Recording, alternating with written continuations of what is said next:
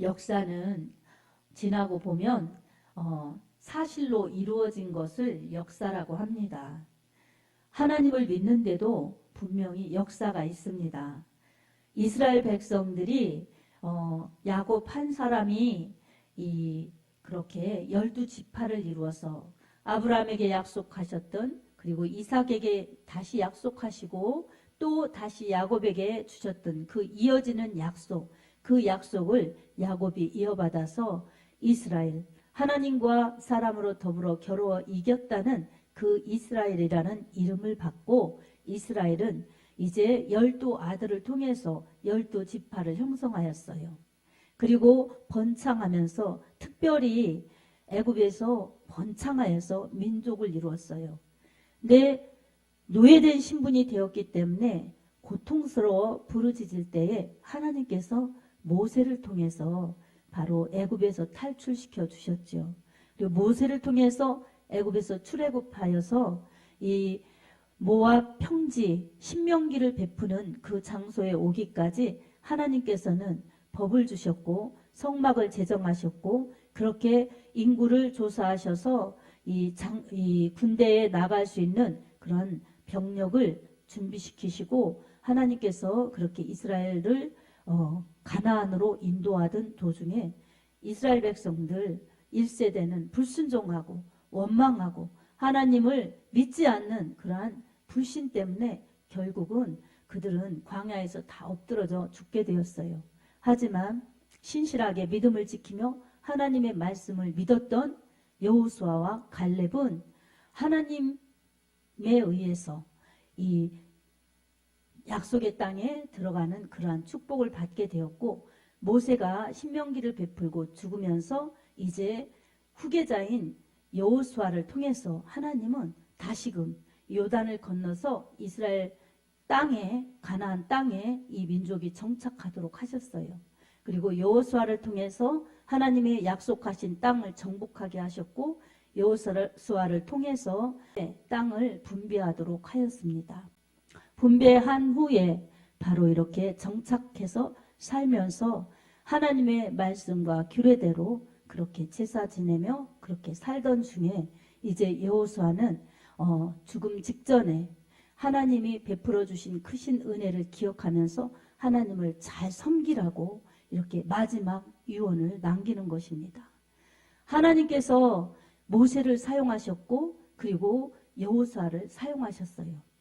하나님이 사용하실 때 하나님의 사람들에게는 말씀을 주셨어요. 말씀을 믿고 나아가라. 그러면 하나님께서 함께 해 주실 것이다. 하나님께서 말씀대로 이루어 주실 테니 너는 믿고 하나님의 말씀에 의해서 하나님이 하라시는 대로 하나님이 하는 그 일에 충성하여라, 순종하여라, 이렇게 명령을 하신 것입니다. 모세가 그렇게 순종하였고 또 여호수아도 순종하였습니다. 여호수아는 이렇게 하나님의 명을 받아서 잘 자기의 사명을 감당한 다음에 사명을 완수하고 이제 죽음 직전에 이 이스라엘 백성들이 잘 믿기를 원해서 당부를 또 하는 것입니다. 모세도 그랬었어요. 그랬듯이 이제 이 백성들이 잘 믿어야 될 텐데 얼마나 이 안심이 안 되겠어요. 그러니까 마지막으로 중요한 말을 남기는 것입니다. 너희 하나님이 너희를 인도하신 것을 꼭 기억하고 하나님만 잘 섬겨라. 그리고 이 지역에 있는 이방 민족들이 섬기는 그 신들을 치워버려라. 하나님을 잘 믿고 하나님만 그렇게 잘 경외하여야 이 하나님이 주신 복이 유지되고 오래오래 그렇게 이어진다. 너희들 알아서 택해라.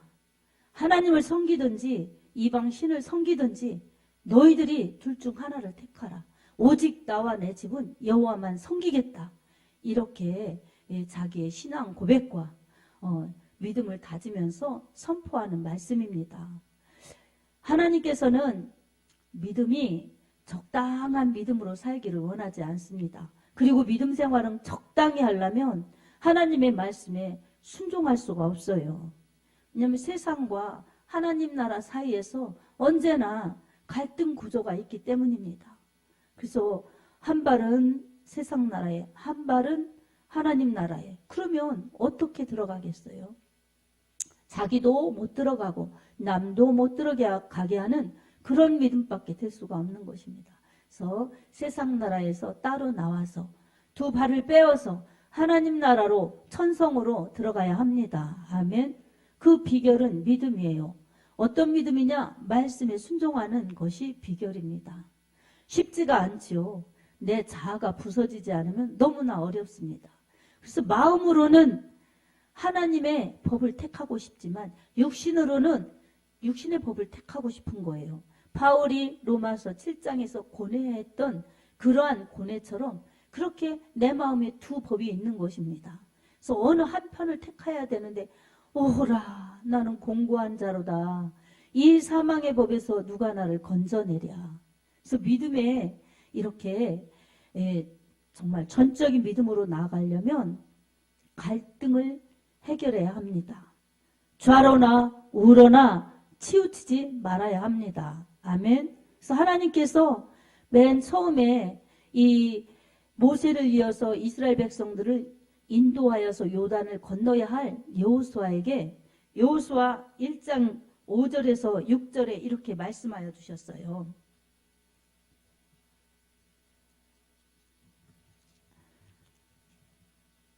내 평생에 너를 등이 대적할 자가 없으리니 내가 모세와 함께 있었던 것 같이 너와 함께 있을 것임이라. 내가 너를 떠나지 아니하며 버리지 아니하리니 강하고 담대하라. 너는 내가 그들의 조상에게 맹세하여 그들에게 주리라 한 땅을 이 백성에게 차지하게 하리라. 아멘. 그러면서 8절에 9절에 또 말씀하여 주셨어요. 이 율법책을 내 입에서 떠나지 말게 하며 주야로 그것을 묵상하여 그 안에 기록된 대로 다 지켜 행하라. 그리하면 내 길이 평탄하게 될 것이며 내가 형통하리라. 내가 내게 명한 것이 아니냐. 강하고 담대하라. 두려워하지 말며 놀라지 말라. 내가 어디로 가든지 내 하나님 여호와가 너와 함께하느니라 하시니라. 아멘. 율법책을 내 입에서 떠나지 말게 하라는 것입니다. 말씀을 묵상하라는 거예요. 중얼중얼 애우면서 읽으면서 떠나지 말게 하라는 것입니다. 그리고 그 율법책을 기록된 대로 그대로 행하라는 것입니다. 좌로나 우로나 갈팡질팡 갈등하지 말고 말씀 붙잡고 나아가라는 것입니다. 그리하면 내가 어디로 가든지 내가 형통하고 평탄하게 될 것이라는 것입니다. 아멘. 우리는 먼저 형통하고 평탄한 걸 원하지요. 여러분, 이 여호수아가 이스라엘 백성들을 이 60만이 넘는 장정만 60만이 넘는 이 이스라엘 백성들을 데리고 건너가야 되는데 요단이 기다리고 있습니다. 요단강이. 근데 그게 평탄합니까? 강을 건너야 되는데. 하지만 하나님께서 평탄하게 될 것이라고 했습니다. 평지를 지나듯이 그렇게 평탄케 형통케 할 것이라고 하신 대로 여호수아가 말씀을 믿고 그 강을 건널 때 하나님이 하라 하신 대로 제사장들이 법궤를 메고 제사장들이 그 요단에 발을 디뎠을 때 요단에서 이 위에서 아래로 흐르는 물이 딱 끊긴 거예요. 몸에 거둘 때라 강물이 가장 많이 범람할 때 이 하나님의 능력으로 하나님의 말씀대로 이 범람한 그 강물이 딱 물결이 끊어지면서 이스라엘 백성들이 건너갈 수가 있었습니다.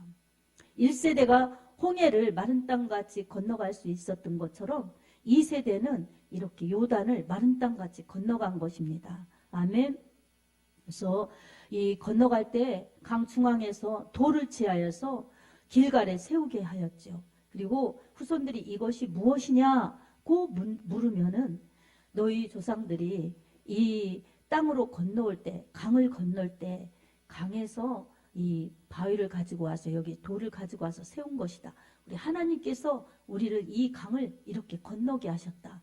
이것을 기억하라고 돌을 길갈에 세우라고 하신 것입니다.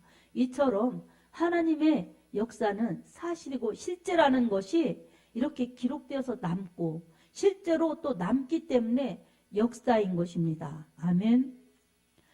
여호수아는 이런 것들을 기억하면서 하나님께서 말씀을 그렇게 주셨는데 하나님의 말씀대로 하였더니 이렇게 하나님이 나 같은 사람을 통해서 이스라엘 백성들이 이렇게 다 건너와서 정착해서 살 수 있도록 하나님이 형통케 하셨구나. 평탄케 하셨구나. 이 가나안의 7부족 원부족들을 다 쫓아내고 우리가 이 땅을 차지할 수 있도록 하셨구나. 참으로 하나님이 말씀하신 그대로 되었구나. 이것을 여호수아는 실감한 것입니다. 많은 전쟁 속에서 승리하면서 일궈낸 하나님의 약속의 복입니다. 하나님이 싸워주셨습니다. 아멘. 여호수아가 싸워서 그렇게 땅을 정복하였지만 하나님이 도와주셨기 때문에 하나님이 싸워주셨기 때문에 가능할 수가 있었습니다. 이스라엘 백성들보다 월등히 그렇게 힘이 센 그들이 40년 전에 보았던 안악자손의 후예같이 거인들이 살고 있었던 그 땅이에요. 10명은 악평하였기 때문에 그 땅에 들어오지 못했어요. 하지만 여호수아와 갈렙은 저들은 우리의 밥이다. 하나님이 우리와 함께 하시면 능히 취할 수 있다. 이렇게 고백하였던 대로 그들은 건너와서 여호수아는 모세를 이어 후계자가 되어서 지도자로 그렇게 그들을 인도하였고 이 세대를 인도하였고 약속하신 하나님의 말씀이 그대로 되는 실상의 복을 누리게 된 것입니다. 아멘. 사역한 다음에 110세가 되어서 이제 죽게 되는데 그 전에 이 마지막 유언을 남기게 되는 것입니다. 그 유언을 남길 때에 하나님의 말씀 그대로 되니 하나님의 말씀을 제발 잘 믿어라. 이 당부를 하는 것입니다. 여러분, 하나님의 말씀은 그대로 됩니다. 아멘. 그대로 된다는 것을 우리가 믿지 않으면 의심이 일어나고 이 반심이 일어나기 때문에 될까 안 될까. 어떤 때 믿고 은혜 받고 기도하면 될 것 같고 된다고 확신하고 또 뒤돌아서서 기도가 줄어들고 또 믿음이 식어지면 안 될 것 같고 될 수도 있고 안 될 수도 있고 갈팡질팡 이러는 것입니다. 그래서 항상 하나님의 말씀을 기억해야 합니다. 아멘. 주야로 묵상해야 합니다. 아멘. 그리고 나에게 베풀어 주셨던 은혜, 성경 속에서 이스라엘 백성들에게 베푸신 은혜, 이것을 기억하여야 하였던 것처럼 나에게 베풀어 주신 은혜를 기억해야 합니다. 하나님께서는 말씀으로 역사하세요. 그리고 은혜로 부어주시기 때문에 말씀 붙잡고 은혜를 기억하며 나가면 그 사람은 반드시 승리하는 믿음을 유지할 수가 있습니다. 사랑하는 여러분, 우리 하나님께서는 우리에게 승리하는 믿음이 되기를 원하십니다. 적당히 하나님이 그렇게 우리의 믿음을 인도하시지 않습니다. 하나님도 이 사람들에게 우리에게 그렇게 적당히 돌보시는 그런 하나님이 아니세요. 하나님은 열심히 하나님의 열성으로 우리를 인도하시고 구원하셔서 인도하시고 보호하시고 이끌어 가십니다. 말씀으로 신실히 성취하시면서 축복하시면서 그렇게 이끌어 가십니다. 하나님의 그 신실하심을 어디서 볼 수가 있습니까? 우리를 적당히 인도하시지 않는다는 것은 바로 우리 주 예수 그리스도를 보내주신 것만 보아도 그렇습니다. 죄와 사망으로 가는 사람들, 왜 그렇습니까? 하나님의 말씀에 불순종하고 하나님을 등진 사람들, 죄인된 사람들, 하나님과 원수된 사람들을 위하여 하나님의 아들 예수 그리스도를 이 땅에 보내셨지요. 그리고 십자가에서 죽으시는데 내어주시면서 그렇게 하나님께서 우리를 사랑하시는 하나님에 대한 사랑의 확증을 우리에게 주신 것입니다. 아멘. 이런 큰 사랑을 우리가 받아서 하나님의 은혜를 받고 죄 용서 받아서 하나님을 아버지라 부를 수 있고 이렇게 예배 드릴 수 있는 것, 이게 사람에게 가장 큰 축복이요, 가장 가치 있는 일입니다. 이 주신 가치, 이 주신 축복을 하나님께 감사함으로 되돌려 드리는 것, 이게 예배입니다. 아멘. 이게 하나님께 영광이에요. 그래서 우리는 이 1시간 예배 드리고 나가면 그게 예배를 마친 것이 아니라 언제나 나를 사랑하시는 하나님, 그리고 내게 예수 그리스도를 통해서 구원해 주신 하나님 감사합니다. 그리고 나에게 이런 은혜나 은사나 이런 것을 주셔서 하나님의 은혜로 살 수 있게 하신 분이 하나님이십니다. 이 하나님께 영광을 올려드리는 것, 하나님이 하셨다고 나타내는 것, 알리는 것, 이게 하나님께 영광 돌리는 것입니다. 아멘. 하나님께 영광 돌리는 하나님의 자녀들은 하나님이 책임져 주세요. 하나님을 높이는 자들에게 하나님은 그들을 사랑하여 주시고 때가 되면 그들을 높여주십니다. 아멘.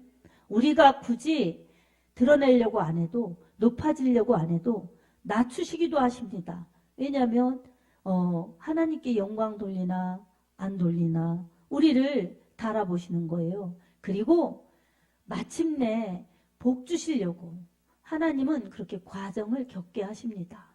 우리가 섣불리 믿어도 되는 것이 없네, 믿는다고 하나님은 나를 안 사랑하시는 것 같지, 아무 축복도 없네, 이러면서 하나님을 불신하면 안 됩니다. 하나님을 의심하면 안 됩니다. 하나님의 말씀과 약속의 그 말씀을 여러분 믿어야 합니다. 아멘. 믿고 그 말씀을 붙잡을 때 우리에게는 반석 위에 바로 서는 믿음이 됩니다. 좌우로 치우치지 않은 굳건한 믿음이 됩니다. 아멘. 어떤 시련이 와도 무너지지 않습니다. 어떤 시련이 온다 해도 실패하지 않습니다. 그리스도인들에게 실패가 없습니다. 시련은 있지만 실패는 없습니다. 다시 일어설 수 있도록 하나님께서 새 힘을 주시고 반드시 승리할 수 있도록 하나님께서 역전시켜 주시기 때문입니다. 아멘. 우리는 현실을 바라보거나 현상을 바라보면 실패하고 그리고 좌절하고 낙심하고 절망할 수밖에 없습니다. 그럴 때마다 우리는 말씀으로 돌아가서 말씀을 믿고 하나님을 의지하여서 반드시 하나님이 이 말씀하신 약속대로 나에게 승리하게 해주실 것이다. 나를 신실하게 인도해 주실 것이다. 나로 하나님께 영광을 돌릴 수 있도록 그렇게 인도하실 것이다. 이런 믿음으로 하나님을 신뢰하면, 하나님을 바라보고 하나님의 말씀을 신뢰하는 자들에게 하나님은 신실하게 약속을 이루어 가십니다. 아멘. 하나님 편에서 문제가 없습니다. 우리 편에서가 문제가 있는 것입니다. 그러니 하나님의 전능하심은 절대로 그렇게 약하여지지 않습니다. 하나님은 우리처럼 약한 분이 아니시고 하나님은 우리처럼 어떤 부분에서 무능한 부분이 있는 것이 아닙니다. 하나님은 완벽하신 분이십니다. 전능하신 분이십니다. 아멘. 하나님은 모르시는 곳이 없어요. 그렇기 때문에 우리의 마음도 다 아세요. 중심을 보시는 겁니다. 그래서 중심에 하나님을 사랑하는 그 확고한 사랑과 신뢰하는 믿음이 있으면 우리 하나님은 우리에게 말씀하신 그대로 인도하시는데 우리가 잘 하나님의 말씀을 붙들고 따라가야 합니다. 의심하면 안 되는 것입니다. 아멘. 언제나 상황과 현실은 말씀에 비춰보면 정말 맞지 않을 때가 있습니다. 기도해도 안 될 때가 있어요. 또 예배 잘 드리고 하나님 잘 믿어보려고 해도 더 어려워질 때가 있습니다. 현상을 바라보면 혼란할 수가 있어요. 그렇기 때문에 우리는 현상이나 세상이나 사람을 바라보면 넘어질 수 있고 실패할 수 있어요. 그렇기 때문에 우리는 어디를 보아야 하겠습니까? 하나님의 말씀. 하나님과 하나님의 말씀을 바라보는 것 동격이에요. 하나님을 믿는 것, 말씀을 믿는 것 동격입니다. 언제나 주만 바라보아야 합니다. 아멘. 주님만 바라볼지라, 이 복음성가가 있지요. 어느 곳에 있든지 주만 바라볼지라. 어둠에 밝은 빛을 비춰주시고 항상 인도하시는 주님만 바라볼지라. 이렇게 노래하는 것이 우리의 진정한 기도요, 믿음의 고백이 되어야 합니다. 아멘. 사랑하는 여러분, 우리 하나님만 섬기라고 하였는데 여호수아서 24장 14절에 하나님만 섬기는 것이 어떤 것이겠습니까? 14절을 보면 하나님께서는 수고하지 않은 집에서 살게 하시고 거주하게 하시며 너희가 심지 않은 포도원과 감람나무의 열매를 먹는다 이렇게 말씀하여 주셨는데, 그러므로 그 약속을 주셨죠. 그러므로 이제는 여호와를 경외하며 온전함과 진실함으로 그를 섬기라 이렇게 말씀하셨어요. 하나님을 경외하는데 온전함과 진실함으로 섬기라는 것입니다. 온전함이 무엇입니까? 말씀만 온전히 믿는 믿음. 그리고 진실함이 무엇입니까? 하나님 앞에 거짓이 없이, 위선이 없이, 가식이 없이 진실한 믿음으로 하나님 말씀을 믿고 하나님을 섬기라는 것입니다. 그렇게 할 때에 하나님께서는 책임져 주시는데, 특별히 너희 조상들이 강 저쪽과 애굽에서 섬기던 신들을 치워버리고 여호와만 섬기라. 여러분, 지금 여호수아 시대에 이 사람들 이전에 조상들이 이 강 저쪽에 있던 신들, 그리고 애굽에 있던 신들을 섬겼다는 거예요. 이방신을 섬겼다는 거예요. 그걸 치워버리라는 것입니다. 우상 숭배하지 말라는 것입니다. 하나님은 하나님만 온전함으로 진실함으로 섬기면서 우상 숭배하지 않는 믿음을 요구하시는 것입니다. 이게 진정한 믿음이라는 것입니다. 여러분, 하나님의 말씀을 온전히 믿고 거짓 없이 하나님께 나올 때 하나님은 기뻐 받으시면서 우상을 치워버려야 합니다. 우리에게 우상이 무엇입니까? 하나님보다 우선순위 두는 것, 하나님보다 더 사랑하는 것, 하나님보다 더 비중 있게 생각하고 그것에 매여 있는 것, 의지하는 것, 이런 것들이 우리의 우상인 것입니다. 특별히 골로새서 3장 5절에 탐심은 곧 우상 숭배니라 이렇게 말씀하고 있어요. 탐욕, 탐심, 이게 우상 숭배라는 것입니다. 이런 것 치워버려야 됩니다. 아멘. 마음속에 있는 탐심, 이게 우상 숭배라는 것입니다. 마음속에 있는 거짓, 이런 것들이 진실한 믿음으로 섬기지 않는 것입니다. 하나님만 섬기되 온전함으로 섬기는 것은 진실함으로, 우상 숭배하지 않고 하나님만 섬기는 게 온전한 믿음이라는 것입니다. 사랑하는 여러분, 하나님의 말씀에 권위를 두고 하나님의 말씀을 꼭 붙드시기 바랍니다. 아멘. 그리고 진실로 하나님을 믿어야 합니다. 내게 그게 잘 안 되면 거짓을 치워달라고 기도해야 됩니다. 아멘. 그리고 내 마음속에 하나님보다 더 커 보이는 것, 하나님보다 더 중요하게 생각하는 것, 하나님보다 더 의지하는 것, 이런 것이 있다면 치워버려야 됩니다. 그것이 물질이 될 수도 있고 사람이 될 수도 있고 명예가 될 수도 있고 그렇습니다. 치워버려야 합니다. 아멘. 하나님이 제일 우선이 되어야 합니다. 이게 우리에게 영원한 생명, 영원한 복입니다. 아멘. 순서가 뒤바뀌어지면 안 되는 거예요. 부모님 소중하지요?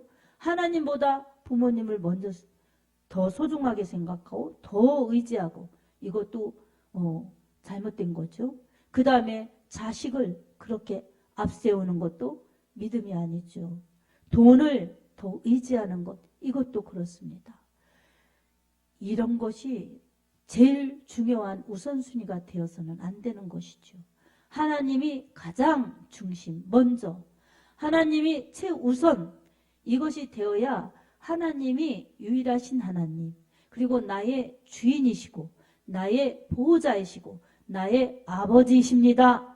이렇게 고백하는 믿음이 진실한 믿음으로 인정받는 것입니다. 하나님께서 그런 믿음이 될 때 인정하시는 거예요.